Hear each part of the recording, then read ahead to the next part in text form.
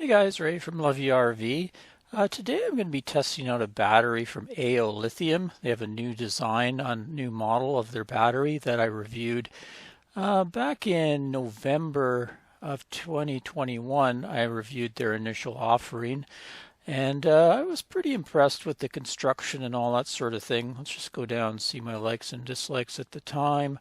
Economical, under 700 at the time. And also it had Bluetooth. It was one of the first ones I reviewed with Bluetooth, so there's a smartphone app for it. Easy to disassemble, had replaceable components. I like the thick, flat copper internal connections. That was unique. I hadn't seen that before. And also the batteries they used were Caleb grade A lithium cells and everything had all the certifications, so it looked like a really well-built battery. But at the time I did have some dislikes. They only had a 5-year warranty. The positive, the terminals were a little narrow for a heavy gauge of battery lug. Also, it only supported 2 batteries in a series arrangement. You could parallel 4, but you could only use 2 in series. Most brands were doing 4, so you could do a 48-volt battery bank. Not much brand history or awareness, and the smartphone app I found a little weirdness. That probably because it was a new app, kind of buggy. Anyway, I ended up actually doing a giveaway and gave that when I was in the Southwest with a solar panel and stuff. So they came and asked me about a month ago whether I wanted to review their newer one. And I said sure, send one out. So I got this for free. In case you're wondering, no charge, but I'm not being paid for the review or anything. I can say whatever I want. Anyway, the new one has I was happy to see it's addressed some of the issues I had with it. They've actually changed the lugs or the terminals on here to support. They kind of raised up them a bit so you can get a bigger sized battery cable lug on them. So I kind of like that they're responding to what people are saying about their batteries. They still have the Bluetooth. Seems to be working better so far. They still have the automotive grade cells, smart BMS, all the certifications. Nice design. But here now you can series connect 4 of them. You can also series parallel them. Quite an array of batteries there. Here's the difference between the older model and the new. So the new is the 4S model, so it stands for 4 in series, so it supports 4 in series, 4 in parallel. There's a little bit of difference here. Max pulse discharge current is 200 amps for less than 10 seconds. The original could do 200 amps for less than 3 minutes. But your recommended charge current is 50 amps or less, but the max is 100. So I'm going to go through and test all these things and make sure they're working. This is interesting, 4,000 plus cycles at 90% depth of discharge. So that's a pretty good rating. A lot of them are rated 3,000 to 3,500 at 80% depth of discharge, which means after that many cycles you should still have that much capacity left in your battery. 23.6 pounds. They're not the lightest on the market. They're kind of sort of average. Grade A cells, blah, blah, blah, Bluetooth app. And I see they upped the warranty here 8 years. So it was 5 and now it looks like 8. So anyway, it looks like it's a good battery, and they have repaired some of the things or redesigned some of the things I was talking about. So let's get to it. I'm going to do some discharge tests, some charge tests, and also might end up putting it in a freezer and just making sure the low temperature cutoff is working as well. So let's get to it. So let's check if it's capable of charging at 100 amps like the manual says. I've hooked up a couple of charge converters here in parallel, and it's putting in 95 amps. No problem there. I'll let it go a while. Go 5 or 10 minutes, make sure it can continuously handle that without shutting down. Well, it's been going about 15 minutes. Started out close to 96 amps and has dropped down into the low 80s, but it's handled it no problem. It wouldn't be advisable to charge at such a high rate. You don't want to charge near max on the lithium batteries. Usually recommended is around on a 100 amp max lithium battery. Maybe around 50 amps would be a recommended charge rate, but I just wanted to see if it could handle. Next, I'm going to check the charge protection circuitry. So in the manual here it says max continuous charge rate 100 amps. Right now I'm sitting there charging it at 57 amps. I'm going to turn this charger into boost mode, and that'll put us above 100, and we'll see how it reacts. So there we are, 112 right now. Still charging. See if it has protection mode. There it is. It just clicked in. I can see on this that the charge switch is now closed, and it shut off charging completely. Here my chargers wind down, fans quit, everything quit. Now it should come back on its own. I'll just turn this charger off of boost mode so when it comes on it doesn't come on over 100 again. We'll see if it'll restart on its own. Yep, there we go. On the app here it says charge switch open. So there's a electronic switch in there. If you go above 100 amps of max continuous charge for any length of time, it'll automatically shut down to protect the battery, protect the lithium cells in there. Okay, so we're approaching fully charged battery now, so I'll just do a recording of this app so you can sort of see how the BMS will lower the charge current and eventually shut off charging. So once it hit about 14.3 on the voltage, charge switch closed and it stopped charging. Now that I have it fully charged, I'm going to test its maximum discharge rate. It says in the manual it can handle up to max continued discharge 100 amps. It also says it can go up to 200 amps for less than 10 seconds. That's its peak discharge current. So we'll fire this up. I have it hooked to an inverter and a couple heaters here, heat gun and a heater, so I can adjust the amperage.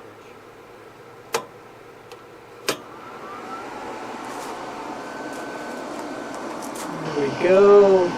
That's 70 amps.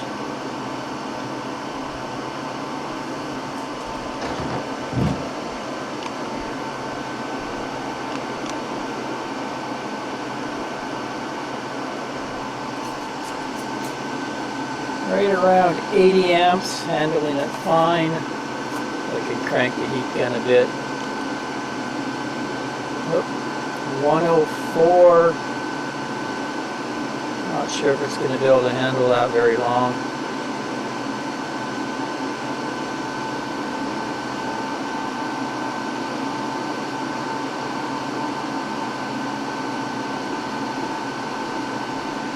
It seems to be handling that. It's kind of bouncing around probably because of that heat gun. You can see the current here bouncing from 95 and up to 107. Taking advantage of that peak discharge rate.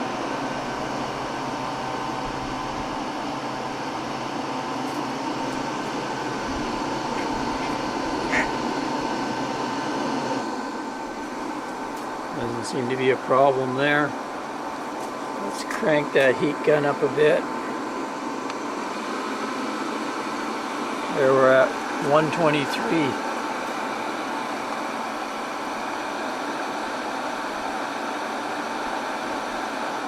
Yep, so that was enough to shut it down, and I can see in the app that the discharge switch has closed, so its protection works.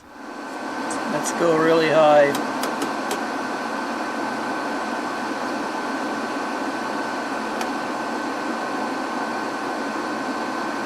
230. So it can handle the surge. Next, I'm going to do a high amperage discharge test. So it can handle 100 amps. So I'll try to get as close to that as I can, and then we'll use the whole battery up. So I have a power station here that I can change the charge rate in 100-watt increments. So I should be able to get pretty close to the 100 amps without going over and triggering the protection mode. So let me set that up.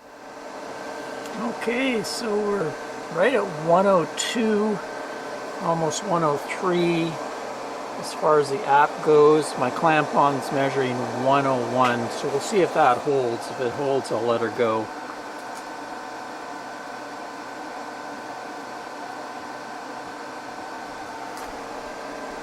It's telling me, guesstimating about 56 minutes on this app left. So we should get pretty close to an hour. You can see the capacity dropping.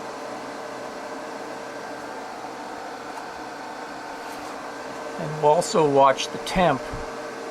Right now it's around 16.7 Celsius.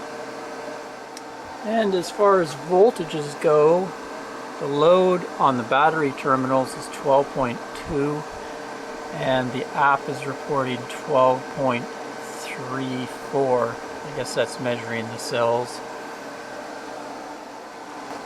So checking in around 72%. Interesting, the voltage has actually risen a bit. It's showing 12.3 here on the terminals and 12.45 on the app. Still got 102 amps of current, so it's staying solid there. Seems to be able to handle it, no problem. Temperature though is up to 30.4 Celsius. Okay, back with you at 50%. Everything's pretty well the same as far as power draw. The temperature is creeped up to 39.2 Celsius. The interesting thing about this app is it has a cycles meter on it, so you know how many charge cycles you've done. It has estimated time, run time, based on what it's drawing right now. Also has this thing, parameters, kind of tells you a bunch of information about the cells and battery overcharge, undercharge protection. And then it has some history graphs here. Shows you different thing, current and temperature. So yeah, the app's not too bad. We'll keep her going. Down at 30% right now, and I'm starting to see a voltage decline. It's down to 2.2. Also seeing that temperature creep up, showing 45.5 Celsius.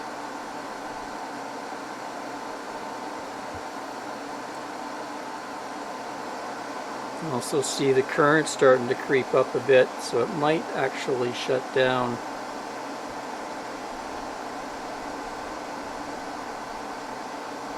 Might just back off the current on the wattage on the box I'm charging, just so I don't get a shutdown. There we go, 92, 92.4. We'll keep her going. So 12% left, and we've just fallen below 12 volt on the terminals here on the battery. Good thing is there's not even hardly barely perceptible heat on the terminal. It's not hot at all, so that's a good thing. They really have some robust cables inside. You have kind of a square copper cable, and it really seems to be very conductive, and you don't get much heating. Other batteries I've done where you can really feel heat on the terminals. But she's starting to get kind of fall off a cliff here. I can see the voltage starting to go. Amperage is creeping up. Temperature is 49 Celsius. So we'll kind of call it right around 10%. I wouldn't want to go very much lower than that, drawing this kind of current, but it's done pretty good. I'm impressed with it. The only caveat is that temperature, 49 Celsius. I'm running this in the shade, and where we're camped right now, it's only in the low 70s. So if you had this and you were camped down in, say, you know, the Arizona, California deserts, where it's going to be over 100 Fahrenheit out, might be a different story. You might have problems with the battery shutting down when you're pulling large amounts of current out of it. So I set the charge down to 200 watts and everything popped back up, voltages, everything like that. Shows 7% to charge. So it just tells you that, you know, you could still use the battery at this low charge. You just wouldn't be able to run a very high load. Next I'm going to test the low temperature cutoff on it, the protection against it charging or discharging while it's at too low of a temperature. So I've taken the battery and left it in a freezer overnight. It's actually, the battery app is reporting minus 15 Celsius, which is like about 5 Fahrenheit. So first we'll see if it'll actually charge. It shouldn't be able to charge at all. Plugged in this converter charger, and right away the charge switch on it closed, so it's not able to charge. Now we'll check discharge.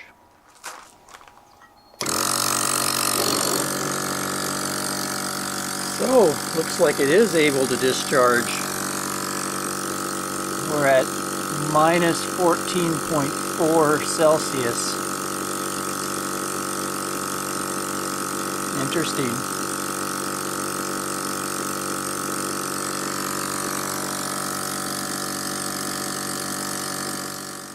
Went back to see if it would charge again, and right away it closed its charge switch.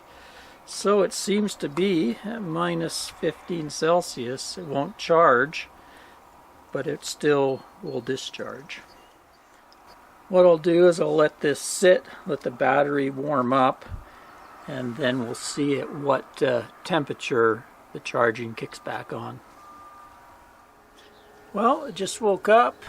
Looks like a little bit over 5 Celsius is when it decided to come back to life. Protection state, when it was not working, it said open, and then the charge switch was closed and those switched over, and we're back going again. Give you a quick peek inside here. I like it because you just take out 4 screws and the lid comes off, and you can kind of get in if you had to service something. I really like these connectors here. They're flat copper bars.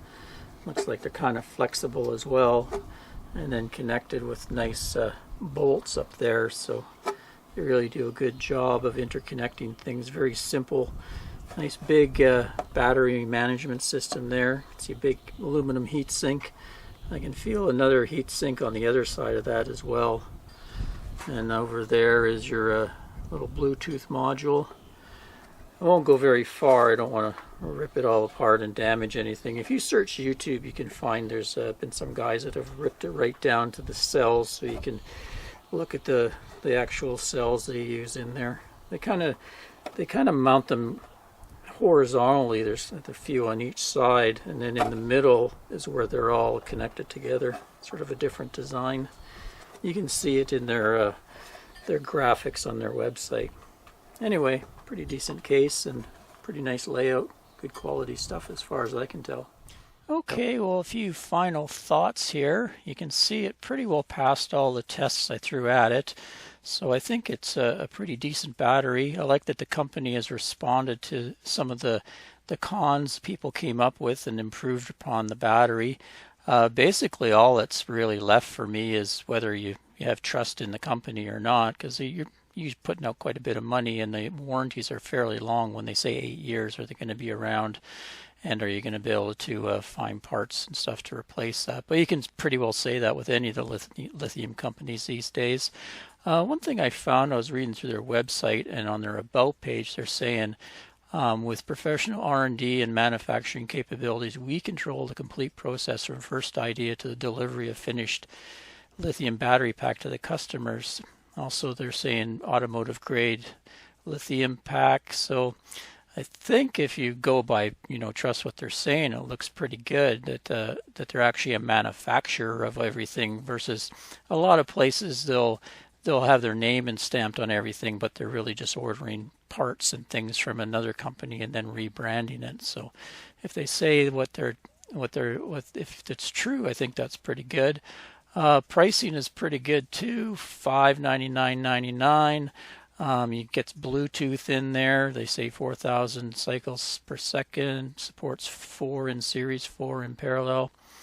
They also have them on Amazon, so they do sell through their Amazon store as well, which some people like versus paying from the company website. Anyway, looks pretty good. If I come up with any problems, I'll be sure to update it and let you know. Till next time, Ray from LivyRV.com. Cheers, everyone.